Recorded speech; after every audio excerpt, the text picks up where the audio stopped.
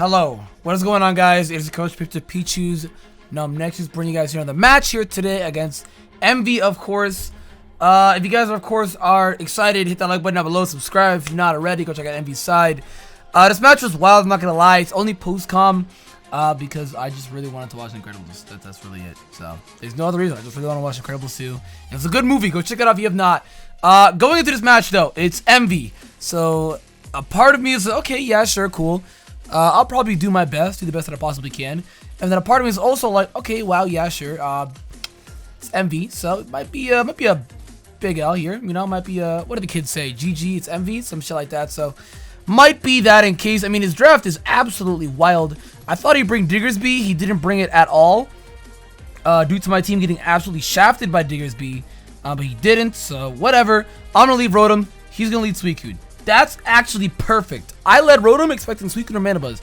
So that's actually perfect. He protects here to Scout, which is really interesting. When I actually saw Protect, I was like, is he a Toxic Stall Suicune? Like, don't let this be what I think it is. He's actually going to the Latias here, as I'm going to Volt Switch out, which again is Mega Lati, Suicune. Like, his team is actually insane. And then I'm going to go out here into my Hydreigon here to put a lot of pressure on this guy. Seeing this coming, I did not want to crunch to justify this thing. I'm going to U-turn out. That way I don't have to give any sort of justified boost. Or that's just even the Clefable or anything. Solve it to my Celestial here. I figured he'd get free rocks up. So there it is. I actually thought that he actually like Volt Switch or some shit like that. Or maybe just swap out to Mandibuzz. But he didn't actually do that. He actually stays in and gets up his rocks, which is actually a really good play on his part. And now he goes Mandibuzz. So I hate EQ. I don't know why I did. Honestly, I can't even give you a reason why I just did. I just did. I hate EQ. I just said fuck it, right? I'm gonna go over to Toxic Air. It actually knocks off my leftovers. Now, what sucks about this is I was supposed to have Rocky Helmet on that. I guess in long term it didn't really matter, but I mean it would have been nice to get that Manabuzz chip. Chip goes a long way. Expecting this guy to swap out again. I'm just gonna go for Leaf Seed, or I just went for Leaf Seed just cause he's gonna Volt Switch here. I figured he'd be Magnapole, so I couldn't swap out. And I actually did test it out. I could not swap out. He's 100% Magnapole. He goes right back out and did a thing. Now, what sucks about this is, I'm getting fucked, dude. I'm literally getting fucked. Like, I just did not go for Leaf Seed again. I didn't. I was locked in. So, in my mind, I thought that he would Thunderbolt. When I switched it up, Thunderbolt one-shots me if he's, like, Analytic, Violet Analytic, Max Special Attack or some shit. But he actually ended up being Scarf or some shit we talked about after the match. Going to Nidoqueen here just to put a lot of pressure onto him. Goes that into the Suicune. He taunted me, so I couldn't put up rocks. That was the best opportunity to get up rocks, but unfortunately, I could not. He goes out into the Suicune here, and here I was like, okay, he gets a free Calm Mind off. If he's like Crocoon, he gets a free Calm Mind off. I'm going hard Snorlax. My Snorlax is here. I saw Sub, and I'm like, dude, if he's Sub Calm Mind, we're legitimately fucked. But this Snorlax is literally here just to be able to check this Suicune. He actually feels Subtoxic, and it really scares me because in the back of my mind, I was like, if he's like a Toxic Stall set with Protect, that would be really annoying because I did not properly prepare for that. I did not, so he definitely got me there. I have Facade for it, though. Now, the thing is, though, is I knew that another Facade will always keep popping his Sub, right? Here, when he's got to see what I'll do next, I thought that maybe he'd go out to the Cobalion on his next upcoming play. I thought that he'd maybe go out to Cobalion on my Facade. When that's not the case at all. And I actually made a really dumb play here going for EQ because EQ is not strong enough to pop the Sub, whereas Facade was. I feel like if I kept applying a lot of pressure to keep forcing to pop his Sub, it's free 25% on him. Sure, I'm poison racking on myself, but it's free 25% on him. And looking at all of his moves with the Sub, obviously an offensive move, Toxic and Protect. He has actually no way of recovering. The only way he can recover due to his health is the lefties stacking up with Protect. That's the only way. That's the only way. And it sucks after I let the Snorlax go. He checked so many things, the Clefable, the Mandibuzz, the Suicune, the Magneton. He just actually checked a lot of things. Even the Latias, he just checked a lot. Because it was a Sulphur Spore attack Snorlax and the spread that I brought. He just checked a lot of his special offensive threats. So it really sucks. He's just going to see what I want to go into, I guess. I mean, I played it the entire time like I was locked into something. So I can totally understand why he's going to Protect here. Just to scout to see what I'm going to do. Regardless, I'm clicking Volt Switch. I'm not going to stay on the thing. I'm going to Volt Switch out. I don't want this Latias to get a free Calm Mind. So I'm going to swap out. I'm going to go right into Hydreigon again to apply a lot of pressure. The thing that bothers me the most about me doing this Hydreigon is I never click Flamethrower expecting his Cobalion. I actually hit Crunch here. I looking back at it now, hindsight is 2020. At the moment, I just did it.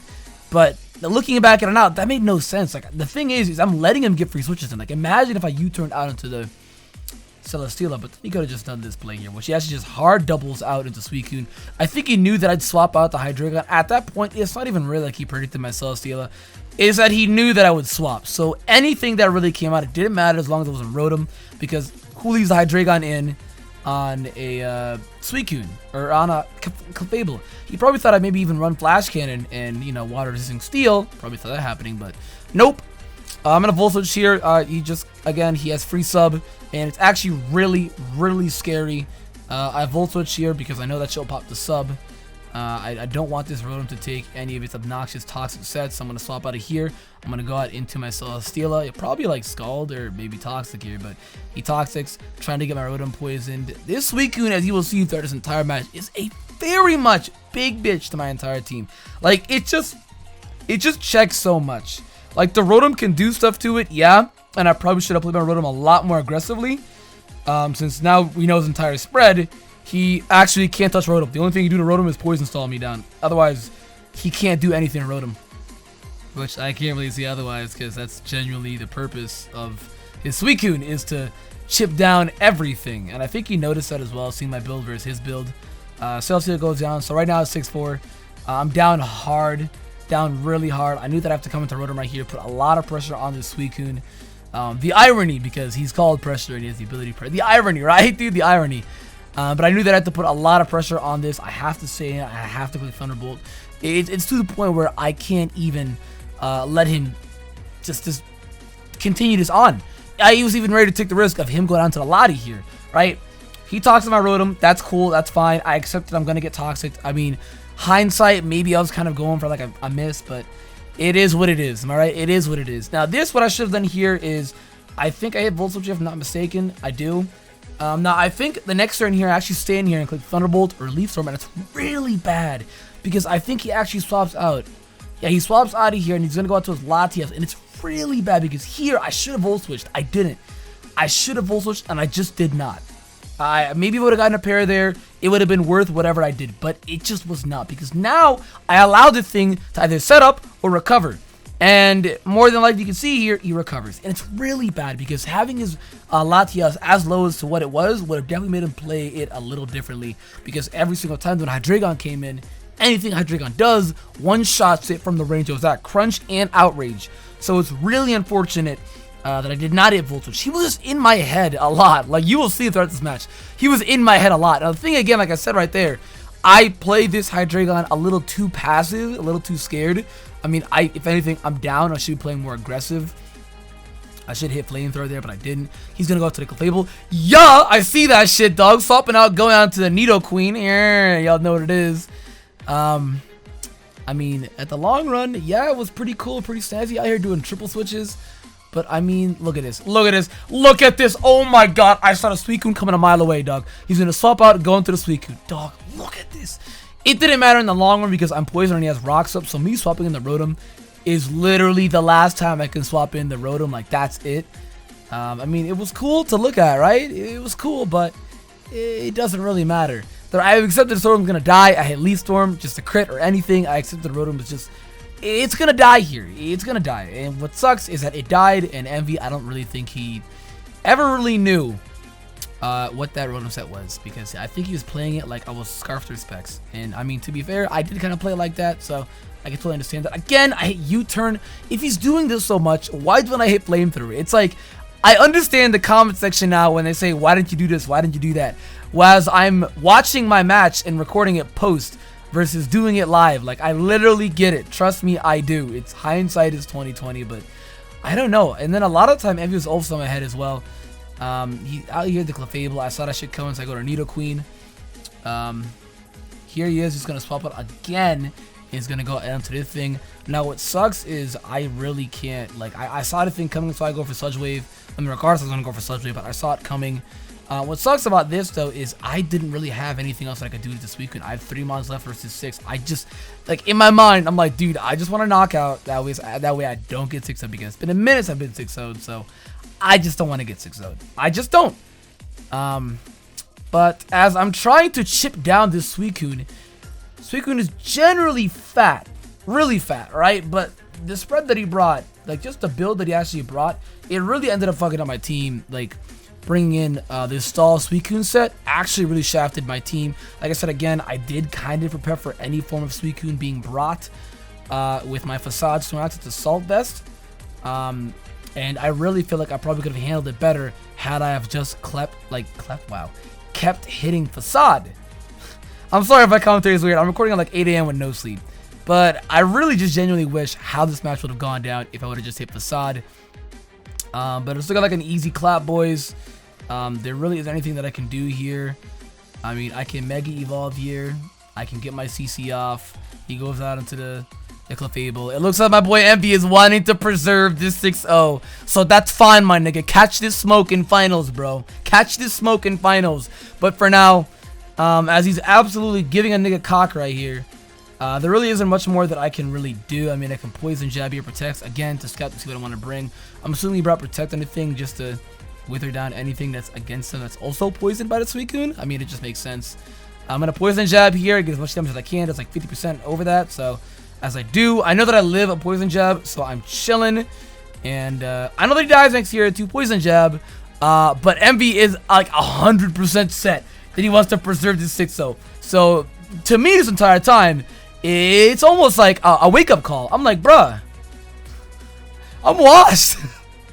I'm fucking washed, dude.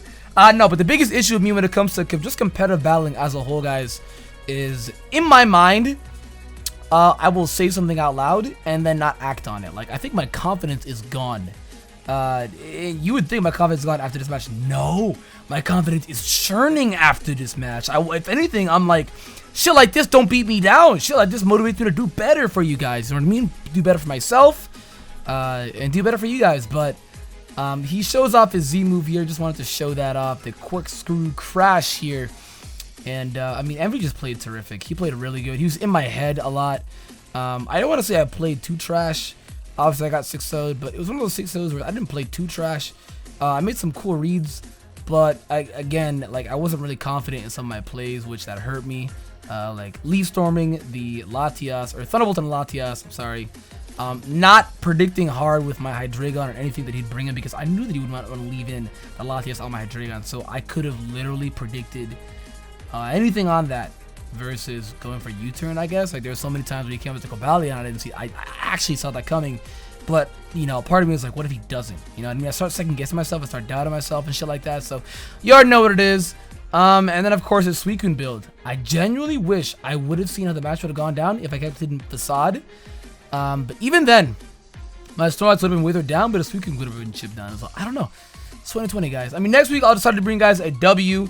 From here on out, I promise to bring W's. Nothing but constant W's. Watch me lose as I say this, but from here on out, I will bring W's. GG's my boy Emvee, guys. Please. That's my fucking boy, alright? Me and Emvee are actually good friends. We actually called about this match and talked about it. We made a video about it. Or we're going to make a video about it. So the video will probably be either posted like the same day of this or tomorrow. So check that out when you guys can. Hit that like button down below, subscribe, guys. I'll definitely make sure to bring you guys a W. I think we face the Atlanta Umbreons. I don't remember who that is, but we're gonna face them next week. So let's beat them. I'm churning for a dub. Thanks guys for watching. Thank you for the support, and I'll see you guys next time.